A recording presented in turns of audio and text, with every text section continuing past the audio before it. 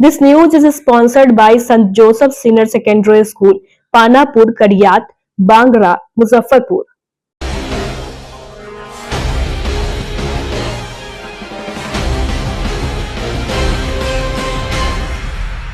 नमस्कार, स्वागत है आपका डेन न्यूज में और दिन भर की तमाम अहम खबरों के साथ मैं हूं आरती सिंह। आगे बढ़ने से पहले आइए नजर डालते हैं आज की खास खबरों पर।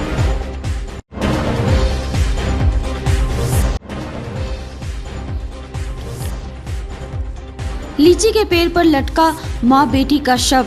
मुजफ्फरपुर में डबल मर्डर की आशंका से दहशत, साड़ी को बनाया फंदा।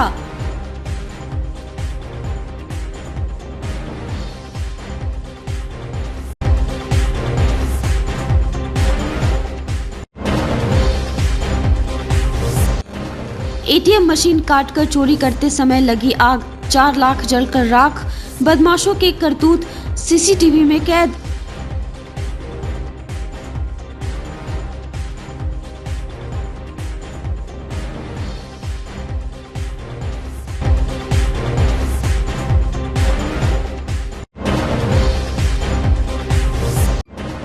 और पछुआ हवा के साथ मिलकर आग ने मचाई तबाही। मुजफ्फरपुर में दर्जनों घर जलकर राख।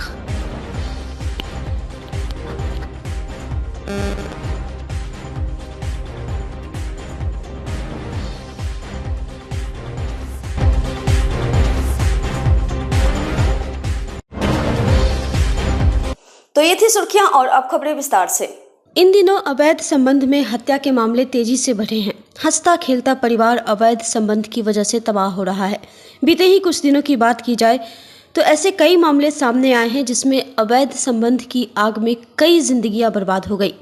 या तो इसकी आग में उबल रहे किसी अपने ने ही अपनों की जिंदगी ले ली, या फिर जिसे अपना समझकर प्रेमी बना लिया उसी ने हत्या की घटना को अंजाम दे दिया। मुजफ्फरपुर में अहले सुबह मां बेटी की डेड बॉडी मिलने से सनसनी फैल गई है। सकरा थाना के पिलखी गांव में बगीचे में लीची के पेड़ पर एक ही फंदे में मां और उसकी 3 साल की मासूम बेटी का शव लटका मिला।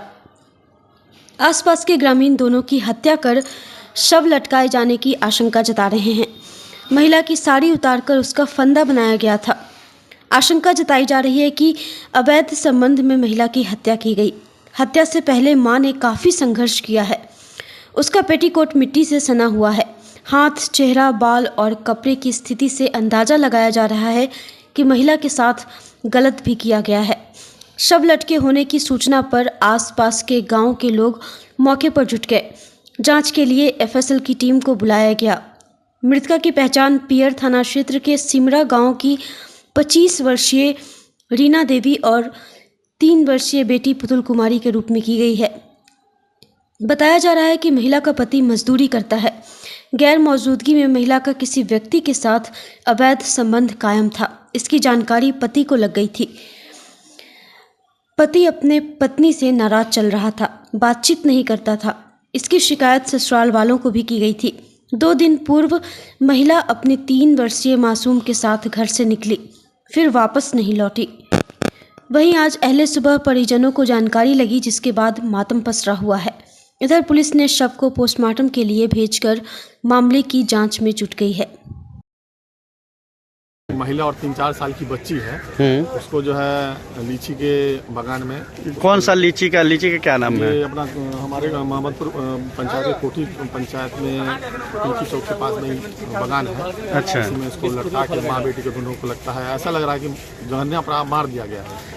अर्धनंगन व्यवस्था में भी दिख रहा है। क्या लग रहा है इसके साथ दुष्कर्म का भी प्रकाश आ रहा है? दुष्कर्म का तो नहीं लग रहा है। लग रहा है कि इन दोनों को जो है ना लटका के मार दिया है। किसी परिवार का ही कोई मामला होगा। ये अकेला किसी के काम तो नहीं है। हाँ। माँ बेटी को दोनों इसमें लोग शामिल होंगे जब ये 3-4 आदमी को हाथ हो गया हो सकता है कि ये उस नदी उस पार की हो।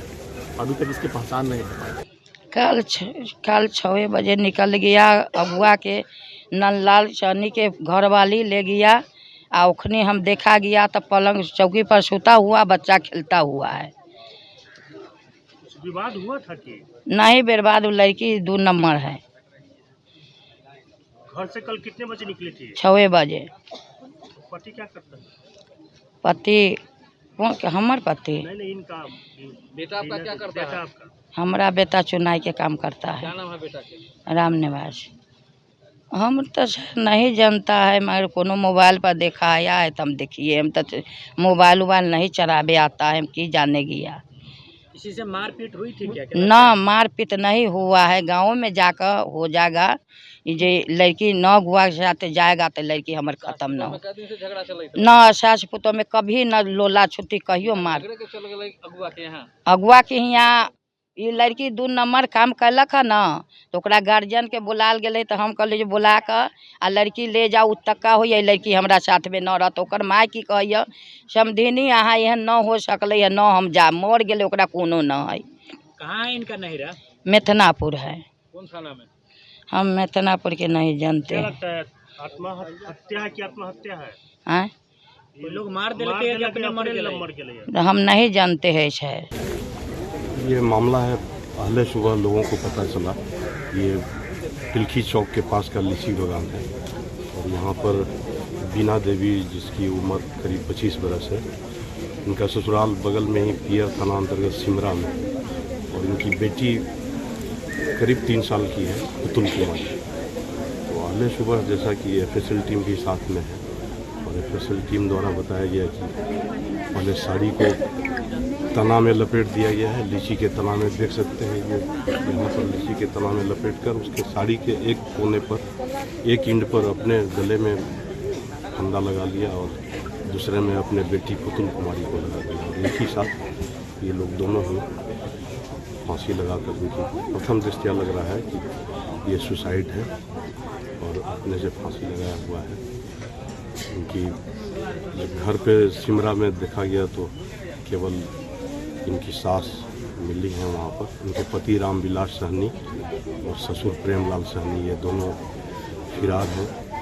प्रथम दृष्टया लग रहा है कि होली में इनके पति आए थे, होली में पति से और सास ससुर से कुछ अनबन हुआ होगा और इसी अनबन के चलते इन्होंने ऐसा कृत्य किया है। बहुत ही हृदय विदारक घटना है। आप देख नहीं सकते हैं कि 3 साल की, महज 3 साल की बच्ची तो माँ द्वारा ही स्वयं भी सुसाइड किया गया है और उसको सुसाइड के लिए प्रेरित किया गया है। इनका जो नैहर है मायके मीनापुर अंतर्गत है। मायके वालों को भी हम लोगों के द्वारा सूचित कर दिया गया है थाना के माध्यम से। वो लोग भी आ रहे हैं तत्काल। दोनों को ही हम लोग पोस्टमार्टम में भेजेंगे कि आखिर और भी कुछ पता चले। अगर सुसाइड के अलावा भी कोई अगर कुकृत्य घर वालों ने किया है तो पोस्टमार्टम के बाद कुछ पता चल पाएगा। तो आत्महत्या है ना सर? प्रथम दृष्टया तो आत्महत्या लग रहा है। जब तक एफएसएल टीम की पूरी रिपोर्ट नहीं आ जाती है और पोस्टमार्टम रिपोर्ट नहीं आ जाती है तब तक इसको आत्महत्या ही मानना उचित है। हाँ, इनका कहना है कि वो इनका बेटा रामविलास सहनी घर पर आया था, होली के समय आया था, परसों ही गया है होली के बाद। तो कुछ अनबन चलता था, अनबन था काफ़ी और अधिकांश ये अपने मायके ही रहती थी। तो अनबन तो है ही और इनको इस हृदय विदारक घटना कराने के लिए दुष्प्रेरित करने के जरूरी इनके पति और इनके ससुर सास सब इसके लिए दोषी। मुजफ्फरपुर के सदर थाना इलाके के भगवानपुर आरके टावर के नीचे स्थित आईडीबीआई बैंक के एटीएम को क्षतिग्रस्त कर अपराधियों ने चोरी की कोशिश की, लेकिन उनकी इस कोशिश में एटीएम में रखे पैसे जल गए।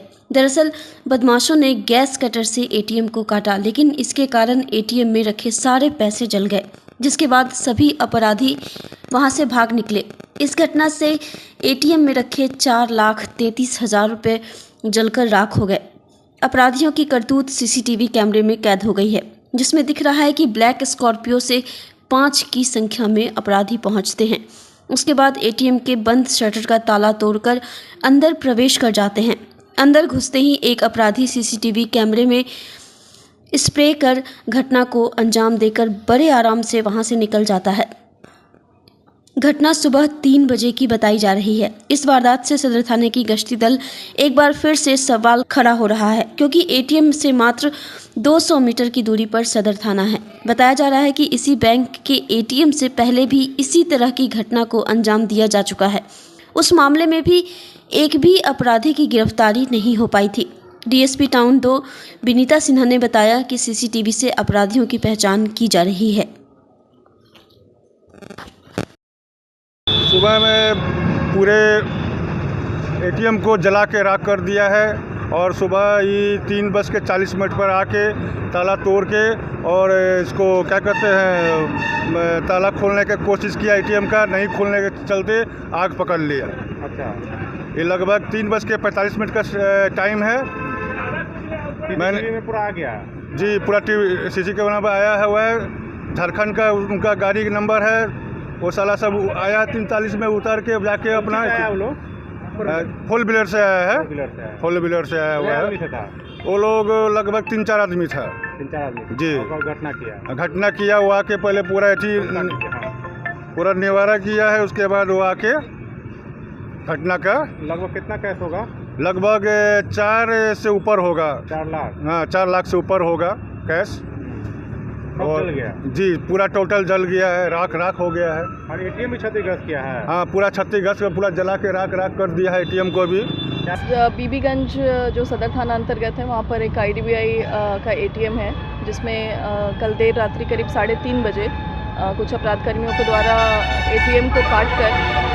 एटीएम काट कर उसमें से कैश लेकर भागने का प्रयास किया गया और कैश वो ले नहीं जा सके, लेकिन जो गैस कटर शायद प्रयोग किया गया होगा, उसकी वजह से एटीएम के अंदर आग लग गई और सभी चीज़ जल गया है।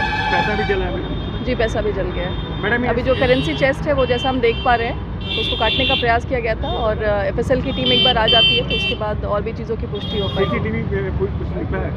CCTV फुटेज में एक गाड़ी दिख रही है, जिसमें ATM के अंदर 2 अपराधकर्मी दिख रहे हैं। इसके पहले कि उन्होंने स्प्रे किया CCTV कैमरा पे लगे हुए जो कैमरा अंदर में है, उस पर स्प्रे करने के पहले 2 अपराधकर्मी ATM के अंदर दिख रहे हैं और बाकी एक गाड़ी दिख रही है। हम लोग अगल बगल के जो आसपास के कैमरे हैं, जैसे ही शॉप्स खुल जाती है उसका अवलोकन करेंगे और बाकी भी जो तकनीकी अनुसंधान है वो करके इस गिरोह को पकड़ा जाएगा। मैडम, पूर्व में भी ATM में चोरी हो चुकी है?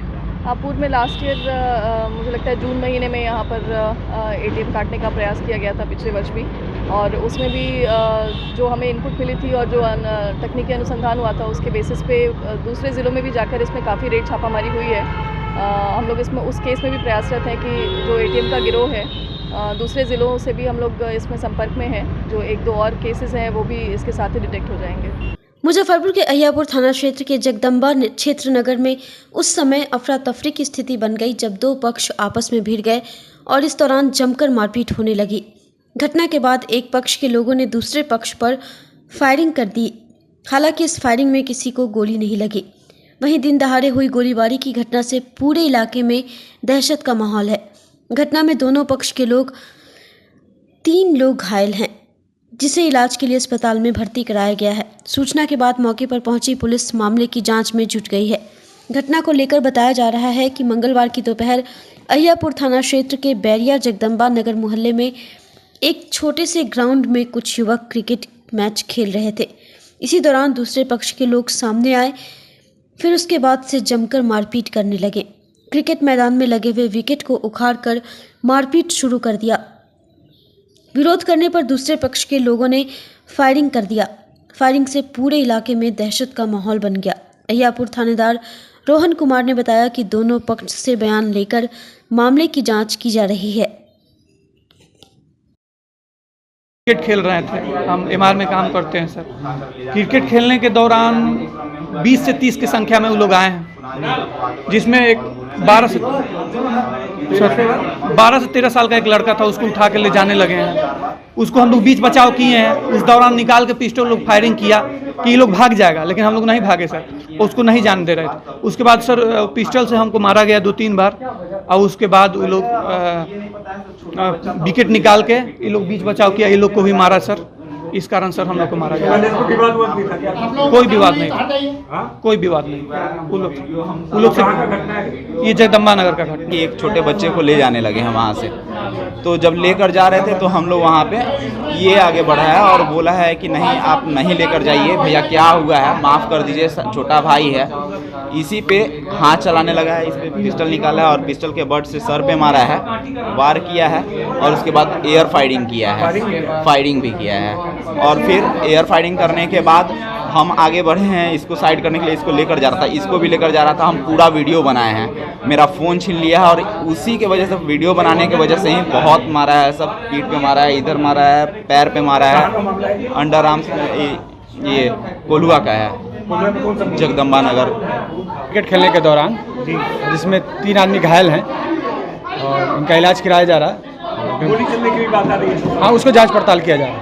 खोखा भी बरामद हुआ है। अभी हम लोग जा रहे हैं घटनास्थल पर, देख लेते हैं। जी, आज कार्रवाई की जा रही है। पछुआ हवा मंगलवार को 31.5 किलोमीटर की रफ्तार से चली। पछुआ हवा के बीच अग्निदेव ने मुजफ्फरपुर में कहर बरसा दिया।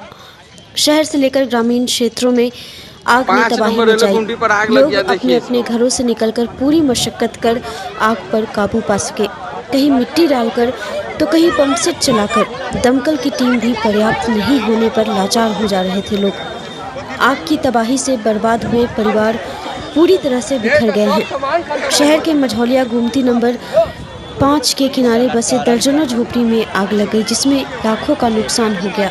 घर में रखे रुपए तक जल गए। आग की लपटें इतनी तेज थी कि दूर दूर तक नजर आ रही थी। आग की लपटें देख आसपास के लोगों में अफरा तफरी मची रही। सूचना मिलने पर पहुंची अग्निशमन की कई गाड़ियां एवं स्थानीयों की घंटों मशक्कत के बाद आग पर काबू पाया गया। सब पैसा कौड़ी हर चीज जर गले कुछो न बचली, खाली सिर्फ देवो पहले आती हुए। कहाँ से आग लगा, कहीं शुरुआत हुआ? नहीं देखे है सर। क्या उघड़ था यहाँ? 4-5 गो। आप क्या कर रहे थे उस समय? कुछ नहीं, हम लोग डेरा गए थे। आज तो देखिए दूसरा आदमी बोला कि आग लगा। हाँ, तो क्या जला है दिखाइए? ये पैसा जला है सर, बउआ के एडमिशन ला रख लेते। हाँ, सारा जल गया, सब कुछ जल गया। हाँ, सब कुछ जल गया। जो देह में है वही बचा है, बाकी बात सब जल गया। कागज उगज सब जल गया। यहाँ तक नहीं बच्चा के एक तो पैंट नहीं बचा। यही है, आग लगा है 10:30 के करीब में। अब जैसे सब मालूम चला, हल्ला हुआ, वैसे सब आदमी सब जुटा बुताया, लेकिन आग कंट्रोल हुआ नहीं, सब जल के ख़त्म हो गया। कितना घर जला है? लगभग 2, 4, 5 घर जला। 5 घर? हाँ, क्या नुकसान हो गए? 7-8 घर जला। 3 गो 7 गो, एने 2 गो रहा, 9 गो झोपड़ी था। 10 गो झोपड़ी था, मरई था 10 गो, 10 में आग लग गई। नुकसान तो अच्छा खासा हुआ। नुकसान अच्छा खासा हुआ सबका। यहाँ पर ये हम लोग बहुत दिन से रह रहे हैं, हम लोग के दादा उदा सब यहीं पर रह रहे हैं। आग लगने का कारण पता चला क्या है? आग लगने का कारण सब कह रहा है कि घर के पीछे से आग उठा है। अब वो कैसे उठा है सही तो आगे चल रहा है। हाँ, वो कैसे आग उठा है, कहा कि घर के पीछे तो किसी का चूल्हा है नहीं, गली से आग उठा है। कोई खजूर के पेड़ के सामने से आग लगा था, दीवार के साइड से। वो कैसे लगा है ये पता नहीं। हम तक खाना बना के हम दतवन काटे हम चल गए रही है। आया बैठ के हम गप करते रही, वो नहीं करवा। कोई न घर पर रहलक, लड़का सबके लेके हमार पुतो सुता रही है। अब एके दा देखल कि पीछे से आग उठल है, तो हम कहले कि बाप रे, ओने से सब लोग कहल आग लगल। तो हमनी दौड़ के हम अली है ओने से। तले हमार लड़का सबके लेकर के हमार पुतो यही लाइन पर गिर गई है। बस इतना ही सर, बस हम तक और कुछो ना जरल जो करल से तो जरबे जो करबे कर। नुकसान बहुत हुआ। अभी सारा सामान सब जड़ खोर गया, मेरा सब दिन के कमाई खत्म हो गया, सब पूरा खत्म हो गया, कुछ नहीं बचा। हम लोग पूरा कहानी खत्म हो गया, कुछ नहीं बचा। आप थी यहीं पर? सर, हम लोग गए थे, काम करते हैं हम लोग, काम धंधा में निकल गए थे। खाना वाना बनाने के क्रम में आग लगाया क्या? हम तो नहीं थे सर, काम में चल गए थे। घर में नहीं था, हम लोग काम में निकले। बच्चा सब स्कूल चल गया था, हम लोग काम धंधा में चल गए थे। हम लोग को पूरा सामान खत्म हो गया, जिंदगी भर के कमाई पूरा खत्म हो गया, कुछ नहीं बचा हम लोग को। पर्व त्योहार के दिन हम लोग का सारा सामान था, इसी में कागज पत्तर था, पूरा सामान टोटल जो दे पे पहने में वही है बस। हम लोग नहीं थे, हम लोग काम करने गए तो सुने तब आते तब तक खत्म हो गया सब कुछ। सब तो हो गया। हाँ, कुछ भी नहीं बचा। हम लोग के पर्व त्योहार के दिन है, सारा चीज वही में था, पेटी बक्सा में था। मंगलवार को मुजफ्फरपुर के मोतीपुर प्रखंड के जसौली पंचायत के जसौली गांव वार्ड नंबर 6 में बिजली शॉर्ट सर्किट से लगी आग का चपेट पछुआ हवा के चलते देखते ही देखते बेकाबू हो गया। आग की लपटें और शोरगुल देख सुनकर अगल बगल के ग्रामीण क्षेत्रों के हजारों लोग आकर आग पर काबू पाने में काफ़ी मशक्कत के बाद सफल हुए। कमलेश राम, अखिलेश राम, नंदेश्वर राम, जीतू राम का घर व घर में रखे सभी सामान, कपड़ा, अन्न बर्तन सहित नगद राशि देखते ही देखते जलकर राख हो गई। वहीं स्थानीय मुखिया के द्वारा अग्नि पीड़ित के बीच राहत सामग्री का वितरण अपने कोष से किया गया। कैसे लगा है? लाइन से तो लगा है। लाइन से किस समय लगा है? 12 बजे के कड़ी में लगा है। अच्छा, उस समय आप क्या कर रही थी? घर में थे। कितना घर जला है? 3 घर है, उधर है 2 घर। आग लगा है घर में सर, हम तो नहीं थे यहाँ पे, ठीक है, बाकी हमारे बच्चा लोग था, बाकी लोग काम करने चला गया था। हम चौक पर गए ना, उसके 2-3 मिनट के बाद हमारे पास फोन हुआ है सर कि यहाँ आग लगा हुआ है, जल्दी से ना जाओ। जब तक ले हम आए उतना टाइम तक ले पूरा घेर लिया था। आग कैसे लगी है, इसके बारे में जानकारी है? वो लाइट से लगा हुआ है, मालूम चला है कि लाइट से लगा है। लाइट मतलब? ये बिजली वाले से। अच्छा जी। कितना घर जला है? इसमें 3 घर इसमें जला है सर, बाकी जो है ना ईंटा वाला जो भी घर है उसका पूरा सामान जल गया। किनका घर जला है? इसमें जला है विजय राम का, कमलेश राम का, अखिलेश राम का, ठीक है। उसके बाद में उधर नंदेश्वर राम का घर का पूरा सामान जल गया है। उनका शादी था ना अगला महीना में, तो सब कुछ जो भी सामान था वो सब कुछ खत्म हो गया। गहना गिट्टो था, पैसा कोई। घर 3 आदमी का जला है? 3 आदमी का फुल जला है। उसके बाद में बर बिछाना जो भी था ना उसका अंदर का टोटल जल गया है। तो बिजली से लगा है। कितने बजे आग लगी है? लमसम 12:30 के करीब में। आग पर काबू कैसे पाया गया है? यहाँ के ग्रामीण और जनता के द्वारा काबू पाया गया। प्रशासनिक तौर पर अभी लोगों को कुछ मिला है या नहीं? नहीं, अभी तक नहीं मिला है। आपके द्वारा कुछ? हाँ, इन लोगों को हम खाने पीने का सामान और राहत सामग्री हम दिए अपनी तरफ से। कितने घरों में आग लगी है? लगभग 8। कितने घरों में आग लगी है? 8। पानापुर, करियत, बंगरा, Muzaffarpur, affiliated to CBSE 10+2. Co-education. The school maintains a very efficient team of teachers equipped with physics, chemistry, biology, maths and computer lab. Career-oriented classes through counseling from Standard 6. Skill development through yoga, dance and music. Route-wise vehicle facilities available. Separate hostel facilities for boys and girls. School is always ahead in participating cultural, literacy and other similar activities both at city and state level. Our result in boards, IIT, PMT show our effort. Registration for admission is going on. Registration forms available on Lenin Chowk and John Chhapra also. Muzaffarpur के साहिबगंज अंतर्गत मुख्य बाजार के व्यापार मंडल के पास अवस्थित comedian money Miraj team के सदस्य सैफुल अंसारी के घर पर हथियारबंद अपराधियों ने सोमवार की सुबह गोलियों की बौछार कर दी थी। तकरीबन 20 से अधिक गोलियां बरसाई गई थी, जिसका सीसीटीवी फुटेज सामने आया है, जिसमें देखा जा रहा है कि एक पल्सर बाइक सवार 2 अपराधी हेलमेट व मास्क से चेहरा ढके हुए हैं और सैफुल के घर के आसपास में चक्कर लगाने के बाद बाइक को उसके घर के सामने रोकते हैं। फिर गंदी गंदी गाली देते हुए बीच बाजार के सड़क पर खड़ा होकर दोनों अपराधी गोलीबारी कर रहे हैं और सैफुल को घर से बाहर निकलने व जान से मारने की धमकी दी जा रही है। राहगीरों में दहशत पैदा करने के लिए अपराधियों ने पश्चिम दिशा में भी 2 फायरिंग की। इसके बाद बाइक पर सवार होकर अपराधी चलते बने।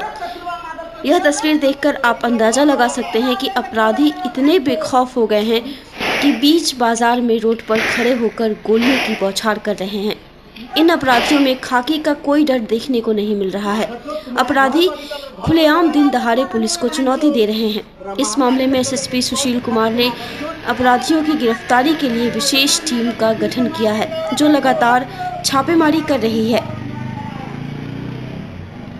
कार्यालय परिचारी के विशिष्ट पदों पर नियुक्ति हेतु भेजी गई रिक्तियों में व्यापक धांधली का आरोप लगाते हुए मंगलवार को दर्जनों उम्मीदवारों ने मुजफ्फरपुर समाहरणालय परिसर में डीएम के समक्ष 1 दिवसीय धरना दिया। धरना प्रदर्शन कर रहे उम्मीदवारों ने बताया कि वर्ष 2011 में समाहरणालय कार्यालयों के परिचारी पद के लिए बहाली आई थी।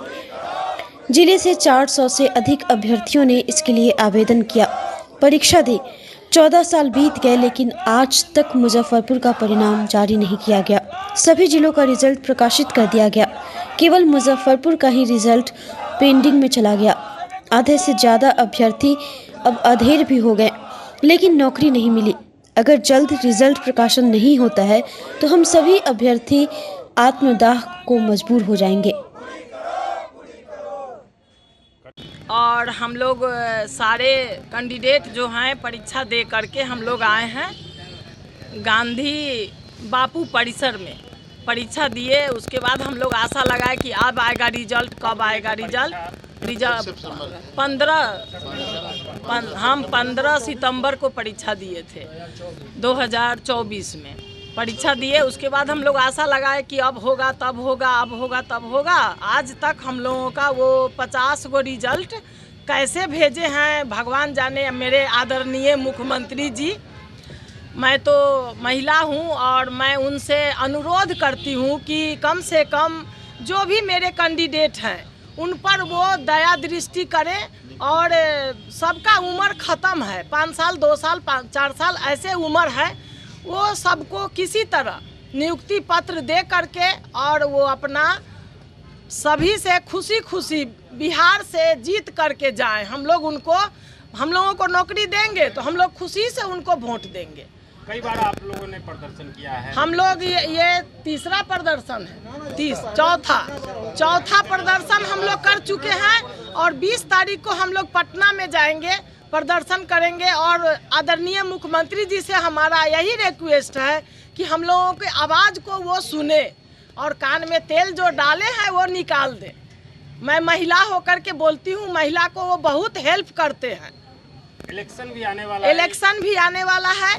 इलेक्शन के कारण हम लोग इतना ताबड़तोड़ धरना दे रहे हैं कि मेरे नीतीश कुमार जी सुने। और हम लोगों को 540 है, जिसमें लगता है कि वो उतना छाट छूट के 200-250 बहुत हो गया, उतना कैंडिडेट को दे दे और वो अपना खुशी खुशी। यदि नहीं सुना गया तो ऐसे भी आधा उम्र बीत गया, आधा मर चुके हैं, आधा बचेगा तो मरना ही है, दूसरा कोई विकल्प है नहीं। अगर नहीं सुनेंगे तो हम लोग एक दिन रोड जाम करेंगे। धरना प्रदर्शन हम लोगों का अधिकार है, इस अधिकार का हम लोगों का हनन हो रहा है। आज चौथे दिन हम लोग इस समाहरणालय परिसर में धरना प्रदर्शन पर बैठे हुए हैं, लेकिन यहाँ के माननीय जिलाधिकारी महोदय जो हैं वो इसको बार बार अनसुनी कर रहे हैं। हम आप सभी मीडिया बंधुओं से आग्रह करते हैं कि आप लोगों के सहयोग से हम लोगों की आवाज़ माननीय सुशासन के मुखिया नीतीश कुमार तक पहुँचाइए, ताकि हम सभी परिचारी भाइयों का कल्याण हो। आज सरकार ढिढोरा पीट रही है, हर जगह जो भी उनके गठबंधन के लोग हैं उनके द्वारा कहा जाता है कि नीतीश कुमार नियुक्ति का नाम है और डायरेक्ट वो नियुक्ति दे रहे हैं, लोगों को रोज़गार दे रहे हैं। लेकिन हम ये कहना चाहते हैं कि हम लोग 2011 से लेकर के 2025 आ गया, इस 12-13 साल की अवधि में एक परिचारी का नियुक्ति के लिए हम लोग दर का भटक रहे हैं। लेकिन सरकार कहती है कि हम नियुक्ति दे रहे हैं और हम लोगों का उम्र भी अब विज्ञापन भरने लायक रह नहीं गया है।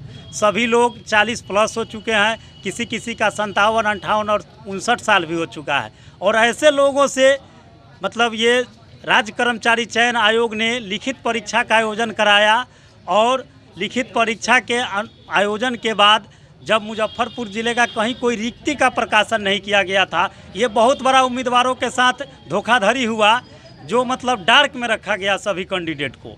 और कहीं भी रिक्ति का प्रकाशन पूरे बिहार में नहीं किया गया और ये 28 जिला के अभ्यर्थियों के साथ ये नाइंसाफ़ी का काम किया गया है। और अपने मुजफ्फरपुर ज़िले के जो हमारे माननीय जिलाधिकारी महोदय हैं, जब हम लोगों ने मिला इस संदर्भ में, तो वो कहें कि हमारे यहाँ 53 सीट 2011 में रिक्ति थी और हम लोगों से ऑनलाइन परीक्षा के लिए आवेदन लिया गया वर्ष 2023 में। 24 में हम लोगों को 15 सितंबर को एग्ज़ाम लिया गया और जब 31 जनवरी को रिजल्ट का प्रकाशन हुआ मेधा क्रमांक का, उसमें मात्र 50 लोगों का दिया गया। तो जान लीजिए नियम है कि 1 पर 2 सीट दिया जाता है, तो फिर जब 25 सीट ही हैं तभी 50 का आया है, तो फिर जिलाधिकारी महोदय का भी बात यहाँ पे हम लोगों को कैसे भरोसा में लेने लायक है कि वो 50 सीट ही दिखती है। तो हम लोग सभी लोग यह चाहते हैं कि इस धरना प्रदर्शन के माध्यम से, मीडिया के माध्यम से हम लोगों की बात सरकार तक पहुँचे और सरकार हम सभी भाइयों को 540 जो यहाँ पे उम्मीदवार हैं मुजफ्फरपुर ज़िले में, सभी की नियुक्ति हो। यही हम सभी लोगों की एक सूत्री मात्र मांग है और उसी मांग के लिए हम लोग आज यहाँ पर बैठे हुए हैं। और बार बार हम लोग आप लोगों के माध्यम से यह निवेदन करते हैं कि हमारे मीडिया के जितने भी बंधु हैं वो हमारी आवाज़ को सरकार तक पहुँचाने का काम करें। इसके लिए हम सभी आप लोगों के सदा आभारी रहेंगे। क्या परिचय हुआ जी? रेलवे द्वारा एलिवेटेड सड़क के निर्माण के लिए 2 धार्मिक स्थलों को तोड़े जाने के खिलाफ विभिन्न हिंदू संगठनों के द्वारा लगातार आंदोलन किया जा रहा है। आंदोलन को और तेज गति देने के लिए मंगलवार को मुजफ्फरपुर के नवयुवक समिति ट्रस्ट के सभागार में हिंदू संगठनों के द्वारा एक बैठक आयोजित की गई, जिसमें सर्वसम्मति से 14 हिंदू संगठनों का साझा मंच तैयार किया गया, जिसका नाम मंदिर नवनिर्माण समन्वय समिति रखा गया, जिसका अध्यक्ष आचार्य चंद्रकिशोर पार्षद को बनाया गया। साथ ही 15 सदस्य समन्वय समिति का गठन किया गया, जिसका संयोजक अमरीश कुमार विपुल को और सह संयोजक राकेश पटेल, पवन कुमार, अनिल कुमार और प्रभात कुमार ठाकुर को बनाया गया। समिति का मीडिया प्रभारी आदित्य कुमार को और कोषाध्यक्ष अरुण कुमार शर्मा को मनोनीत किया गया। सर्वविदित है कि 10 मार्च 2025 को रेलवे जंक्शन मुजफ्फरपुर के परिसर में 2 मंदिरों को ढाया गया, जिसके लिए स्वस्फूर्त आंदोलन युवाओं के नेतृत्व में और विशेष रूप से हमारे विपुल जी के नेतृत्व में चल रहा है पिछले 1 सप्ताह से। और उसी क्रम में ये निर्णय लिया गया है कि जितने भी हिंदू संगठन उस आंदोलन में सहयोगी हैं, उनके एक प्रतिनिधियों का एक समन्वय समिति बनाया जाए और वो इस मंदिर के नवनिर्माण और उत्थान और बचाव के लिए काम करेगी।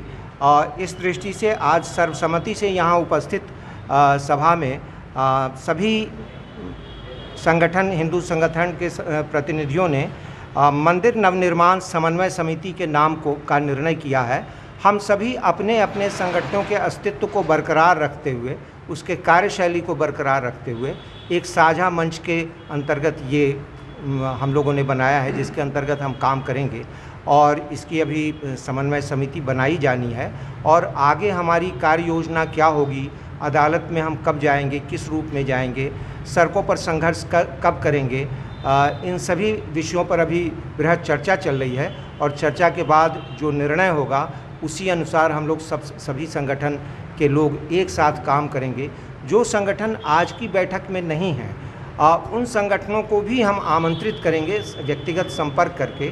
और इस बीच में जो कल के आंदोलन के बाद 10 दिनों का रेल प्रशासन को समय दिया गया है, इस बीच में हम लोग जन जागरण का काम करेंगे और फिर 27 तारीख से जो द्वितीय चरण हमारा शुरू होगा, उसमें क्या किया जाएगा, ये भी ठोस निर्णय लिया जाएगा।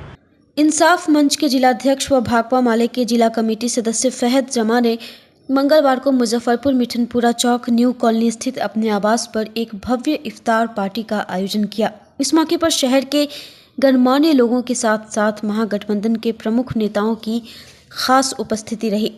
इफ्तार के दौरान जहां मोहब्बत और भाईचारे का संदेश दिया गया, वहीं राजनीतिक गहमागहमी भी अपने चरम पर रही। बिहार विधानसभा चुनाव में भाजपा को सत्ता में दोबारा आने से रोकने की रणनीति पर गहन चर्चा हुई। आयोजक फहद जमा ने कहा कि इस इफ्तार पार्टी के जरिए हम एक स्पष्ट संदेश देना चाहते हैं कि 2025 में भाजपा को सत्ता से दूर रखना हमारा लक्ष्य है। हमें पूरा भरोसा है कि आगामी चुनाव में हम महागठबंधन की एकजुटता से भाजपा को परास्त कर देंगे। मौके पर पूर्व विधायक अनिल सहनी, राजद जिलाध्यक्ष रमेश गुप्ता, कांग्रेस नेता सह पूर्व विधानसभा प्रत्याशी मयंक कुमार मुन्ना, कांग्रेस जिलाध्यक्ष अरविंद कुमार, कवि साहित्यकार डॉक्टर संजय पंकज, माले नगर सचिव सूरज कुमार सिंह सहित काफी संख्या में लोग मौजूद थे। भोजन है, इफ्तार का मोहब्बत का पैगाम है और सब देखिए सब महागठबंधन के लोग हैं शामिल इसमें। इस बार जो है हम लोग जो है इफ्तार पार्टी से ये पैगाम देंगे कि 2025 में भाजपा को सत्ता से दूर रखना है। इस खुशी में जो है और इसको क्या कहेंगे, पहले से ही हम लोग जो है इस खुशी को मना रहे हैं इफ्तार के ज़रिए से और इंशाअल्लाह ताला हम लोग जो है इस 2025 में भाजपा को शिकस्त कर देंगे। रमज़ान का पाक महीना है, इस पर हम लोग चाहेंगे आपके माध्यम से आपके चैनल को और मुजफ्फरपुर शहरवासी और ख़ासकर मुजफ्फरपुर ज़िलावासी के सभी लोगों को इस आने वाले ईद पर्व को और पूरे रमज़ान महीना को खुशहाली से मनाएं और समाज में एकता बना रहे, सब लोग एक दूसरे से गले मिलें, अच्छे से पर्व को मनाएं, यही शुभकामना हम देते हैं अपनी ओर। सभी लोगों को इफ्तार पार्टी के हार्दिक मुबारकबाद और यह शांति का पैगाम है। और रोज़ा इफ्तार सभी लोग, सभी वर्ग के लोग यहाँ आए हुए हैं और सभी लोग मिलकर इस खूबसूरती को और बढ़ा रहे हैं। आने वाले दिनों में इसी प्रकार से हमारा देश आगे बढ़ता रहेगा शांतिपूर्ण ढंग से। महान पर्व है, इफ्तार में हम लोग सारे लोग जुटे हुए हैं। हमारे अनिल साहनी जी पूर्व सांसद, पूर्व विधायक, सभी दल के लोग आए हुए हैं। गठबंधन महागठबंधन के लोग भी यहाँ उपस्थित हैं और यह अभी आप देखे होइएगा कि होली महान पर्व हिंदुओं का हुआ और इतना जो हमारे सत्तारूढ़ पार्टी के नेता लोग इतना कि जुम्मा है, होली है, इतना बिहार में टेंशन फैलाना चाह रहे थे, लेकिन यहाँ का आवाम, यहाँ की जो जनता है वह इसको एकदम नकार दी और सारे लोग हम लोग जो है एक साथ होली भी खेले, आज इफ्तार भी मना रहे हैं और आगे जो है ईद भी मनाएंगे। यहाँ जो है हम लोग हिंदुस्तानी हैं, भारतीय हैं। बहुत मुबारक महीना है, इसमें कोशिश की जाती है कि आदमी ज़्यादा से ज़्यादा अल्लाह की इबादत करे और पाक साफ रहे, अपने पड़ोसी का पहले भोजन का इंतज़ाम करे तब अपने भोजन का इंतज़ाम करे, पड़ोसी का पहले कपड़ा बनवाए तब अपना कपड़ा बनवाए। और हिंदुस्तान और ख़ास के मुजफ्फरपुर का ये की तहज़ीब रही है कि यहाँ जो मुशायरा होता है उसमें कवि होता है और जो कवि सम्मेलन होता है उसमें शायर होता है। और आज भी मुजफ्फरपुर की पुरानी तारीख़ है और यहाँ समाज में असल इंसानियत बड़ी चीज़ है कि हम एक दूसरे की खुशी में शामिल हों, एक दूसरे के गम में शामिल हों।